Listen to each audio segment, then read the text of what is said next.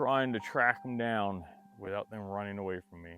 I made a few very avoidable mistakes that cost me the only photo I could have got from that second day. So in last week's video, we headed out into the Gunnison National Forest just to spend a couple days doing some landscape photography. Once we got out there, I knew there was elk and other wildlife, but really wasn't expecting to see 8 elk way off in distance on that hill as much as I did. After we set up camp, got a few nice images, a couple small bucks that just happened to walk through the middle right by my camp. Not too much longer, elk just started appearing everywhere. It seemed like every time you turn around, there was an elk on the hillside. But we went ahead and head out that evening, the first evening. It had rained, it was still raining and misty, real moody, awesome atmosphere, but I didn't wear my rain pants, so my legs got soaked. Didn't put my rain jacket on for a while, and my jacket got soaked. So, did happen to walk away with a halfway decent image of my first ever elk in the wild, so I was happy with it. So, I decided the next day, since I knew where that big group was going to be, or had chance of being there, we went ahead and went out late afternoon, early evening, got us a decent post-up spot where they were going to come out, and when we got there, they were there. Once we got back to the truck the following day, and finally got the images uploaded onto the computer, I noticed that I made a few very avoidable mistakes that cost me the only photo I could have got from that second day. So at the end of this video, or close to the end of this video, I'll go over the mistakes that I made and how they could have been avoided and how they affected the final image.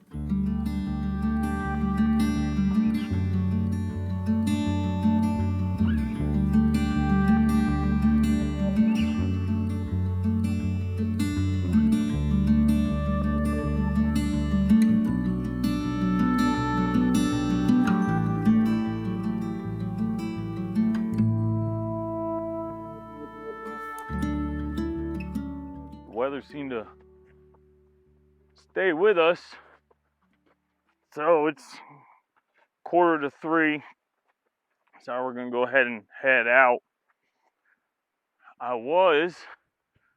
We're camped out over there on that hill right there. I kept talking about going up that, but being 2:45 yesterday,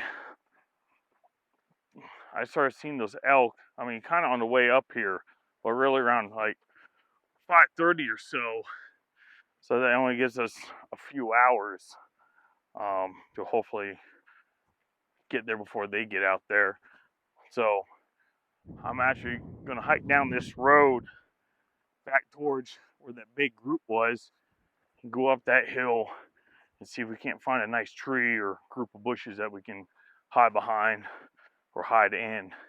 So also hand carrying my camera this time. It's all set up, shutter priority. Forget what the ISO is, but it's all set up unlike yesterday. That way, if I run anything, I'm ready to go, especially one of those birds I kept kicking up. So all set to go. We're gonna head that way and find a nice place to hide out. And while we're waiting, maybe we'll see something. And also, I'm already wearing some of my cold weather stuff, rain pants. I wasn't prepared yesterday, but I am today.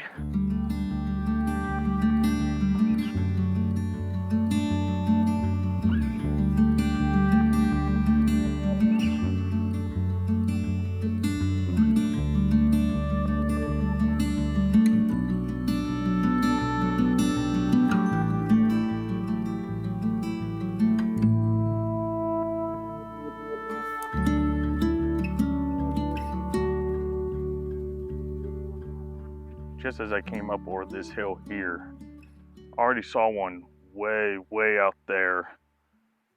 She must have went down over a hill or something. But hopefully that's a good sign that she might be moving down this way. So I was kind of thinking they might be coming from that wood line up there this way. Because I know last night when they got a little bit spooked, they kind of headed that way.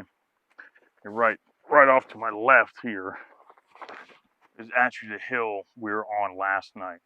So I'm probably gonna have to go down further, go around, and come back up, because once you go to that hill, it's real wide open. So I'm gonna head down, follow this little brook line, and go up top there. So saw one. Hope there's more.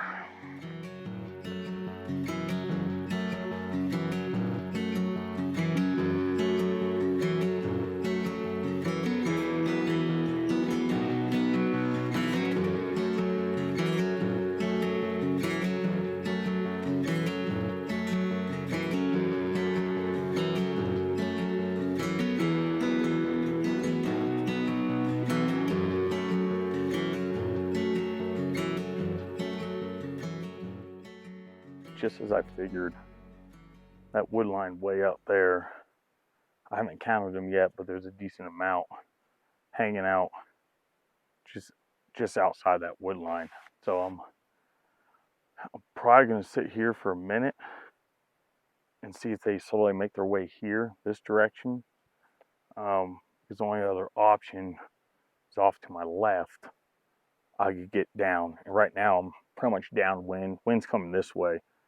So I could even go down and around the other big hill over there and come down through. But it's just real sketchy. I know last night, the closer I got, they're just, sometimes they would move closer and just keep calling like they were irritated. That weather, looks like weather's coming in just now, little droplets of rain. So hopefully it just keeps passing through. But like I keep saying, I'm prepared this time. All right, they're pretty much all laying down. They look real comfortable. We still got like just over 4 hours till sunset, and so I don't know if they're just waiting until it gets cooler to wander out here. I don't know. So I'm also just gonna sit here. There's trickles of rain. That big storm out there is kind of moving that way. So I think what we're getting is just what's above us. So like I said, I got my rain jacket and all that. So it's a waiting game now. So I'm just gonna sit here, relax like they are, and hopefully they move this way.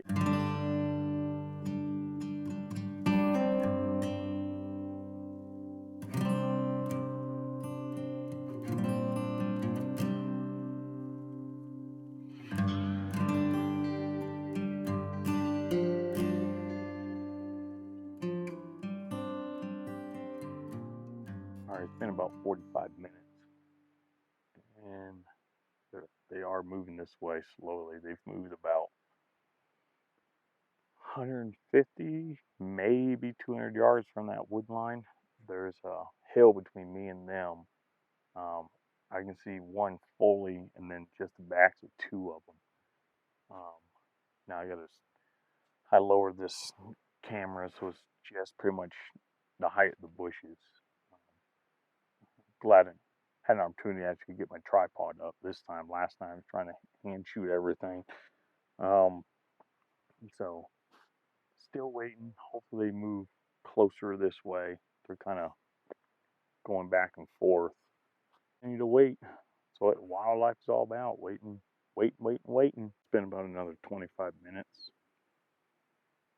And since then they've moved slightly closer, but then now they're starting to kind of going right. I'm going to give it 10, 15 minutes at most, see what they do. Because if they keep on track, they just keep going right, then I should be able to go down this big hill we're on and cut back around. And there's another big hill over there that probably come up real slowly and hopefully get a lot closer. So give a few more minutes and make a decision from there after we see what they're going to do.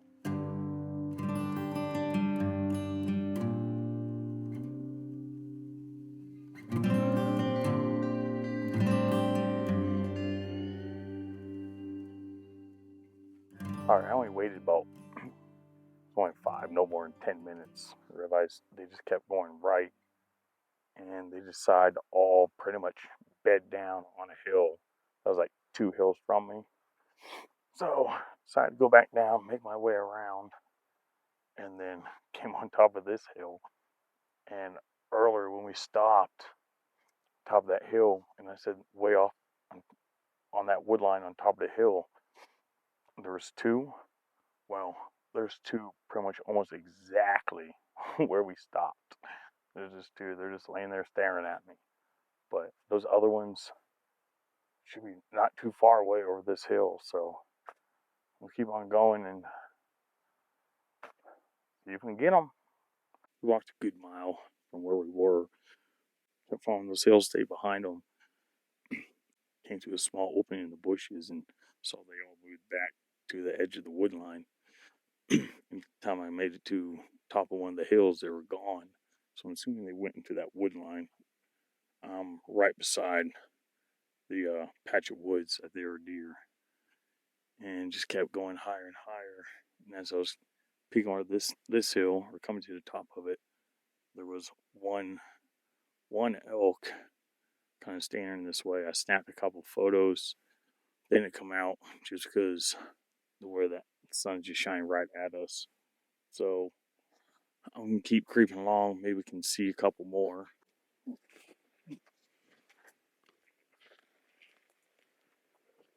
They went back into the wood line. I gotta find a spot.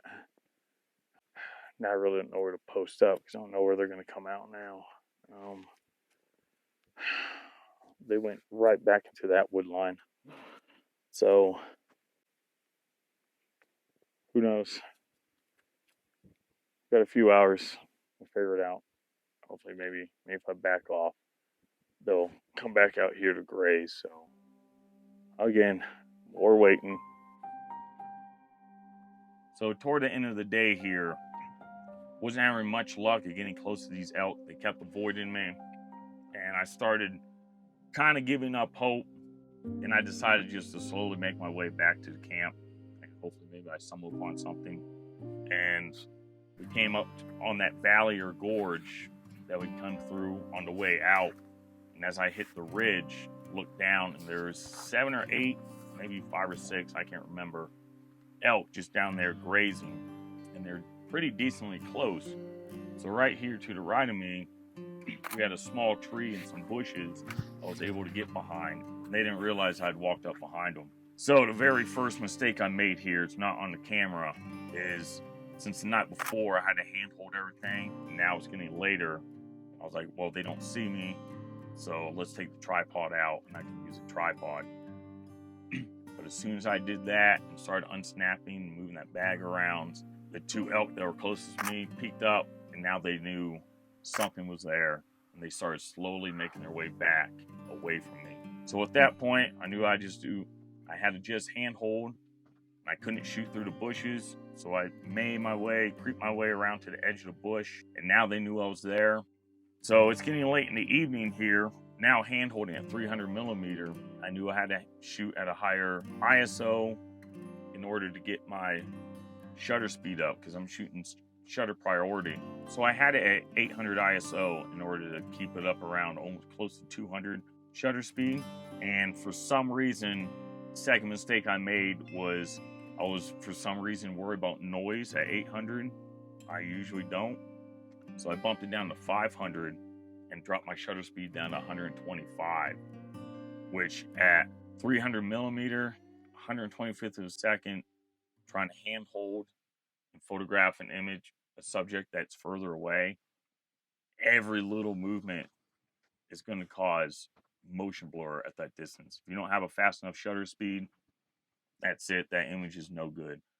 So that's the major mistake I made during that whole time. So the elk finally made their way back far enough, and the one image I really thought I grabbed was three or four of them made their way kind of up onto the hill to the right, and they had the bushes in the background. And I'll show you the image, but I was like, okay, I can crop in on that, and it'll be a little smaller, but the way they were in that scene, the composition, I was really liking it. So I was like, that's a shot, and it wasn't. So let's go ahead and jump into Lightroom here, and we'll just quickly go over the photo and go ahead and show you how those mistakes affected the image and rendered it useless. All right, so here we are in Lightroom. This here is the final image that I kind of came up with, still knowing I wasn't going to use it because how unfocused it was. But for the sake of the video, I just wanted to show what I was going for and what I had envisioned for that image. Right away, just from looking at just normal view here, you can see that it's just not 100% sharp. It's not even close to being sharp.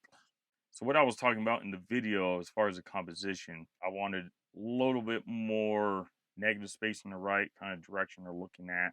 And out of all the images, because all the images before this, all their butts were facing towards me and nobody was looking at me. So they just weren't any good. This was the best one to kind of get a profile of one. Kind of fond of the 3x6 crop, so that's what this one is here. So this is after being cropped in. And now you can really see how unfocused it was. It's just horrible. So like I mentioned in the video, I was trying to get my tripod out. So even if I was shooting at this slower speed, yeah, 1/125th of a second, ISO 500. So with the tripod, would have gave me a little more stabilization and might have gotten a little sharper image. But even still, I would still rather be up around 200th of a second at least, at minimum. Since I couldn't use my tripod because it was scaring them away trying to get it out, I had originally bumped my ISO up to 800. Snapped a couple images, but no good images because they were all starting to walk away from me, and all I saw was big white butts. So that wasn't going to work. And then, like I said, the biggest mistake I made being at 300 millimeter was dropping that ISO back down to 500 and 1/125th of a second shutter speed, sacrificing focus and a sharper image for a lower ISO speed or a lower ISO setting. So just to go back to yesterday's photo, the only one of an elk that I decided to keep, that was my first wild elk ever. It's not 100% sharp because this one is cropped in pretty tight, but it was a lot sharper than the other one. As you can see, it was earlier in the day. Even though it was lower lighting out, I was still able to shoot at 500 ISO, and I was still able to keep it up to 250th of a second. Able to come out with a lot cleaner shot. So even at full screen here, zoomed in a little bit, you can see it's still soft. But for my first ever wild elk photograph, I'm happy with it. Not something I'll put on my website or try to sell, but me personally, it's sentimental. So definitely a lesson learned. Work all day trying to get close to these elk, and when I finally do, I sacrifice my focus and sharpness of a photo for a lower ISO. Don't ask me why I did it, but I did. Don't make the same mistakes I did. If you're shooting something that's a moving object or slightly moving like wildlife, and it's lower lighting, shooting a long focal length, make sure you keep your shutter speed higher, at least a 200th or even 250th of a second, and adjust that ISO accordingly.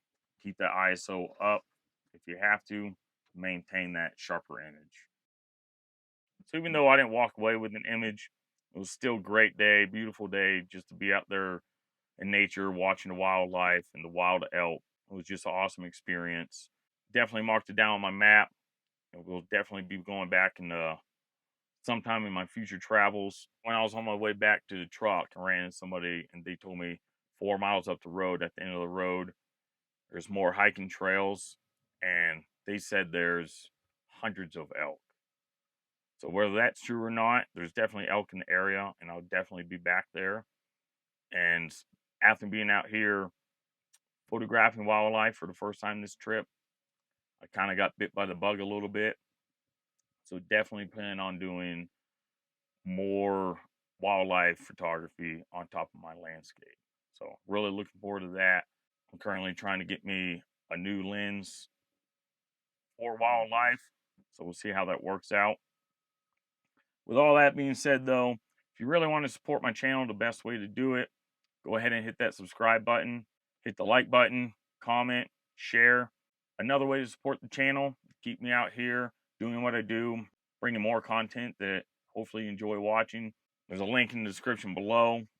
Go buy me a coffee. It'll take you to a link. You can donate, and all the donations go straight to my channel, my travels, to be able to stay out here and keep doing what I'm doing. So for all those who support me, have subscribed, and for those who bought me a coffee, really appreciate it. Every little bit helps. So thanks for watching. Until the next time, I'll see you at the top.